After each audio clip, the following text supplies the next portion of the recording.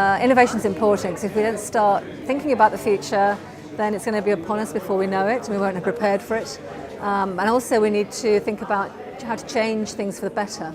So to always improve what we do and then anticipate what else we need to do for things that are going to be there in the future as well. So it's about changing what we do already, but also anticipating what else we need to do.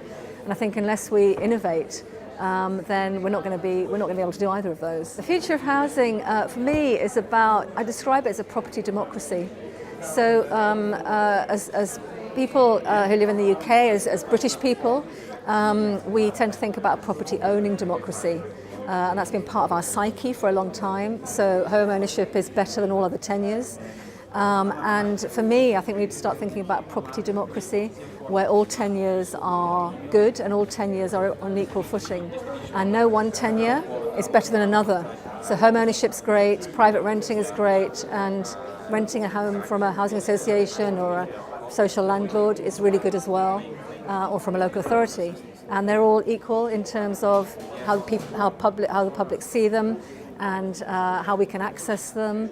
And also we mix them up in communities. So we have a whole range of tenures within a community rather than just one and another one being somewhere else. So I think if we're going to do what I've just described, which is a property democracy, then we need to change public perception about social housing. Kimo talked about, maybe we call it public housing, which we have done in the past, I think. And maybe we need to think about a different way of describing it. We need to make it accessible to more people, so not just people who are in the most financial need, but widen that scope. Still house people who need it financially, but also widen the breadth of what we do. We need to make sure that we expect the same quality and standards in home ownership, in home-owned housing and private rented housing as we do in social housing, so that there is a quality standard across the piece.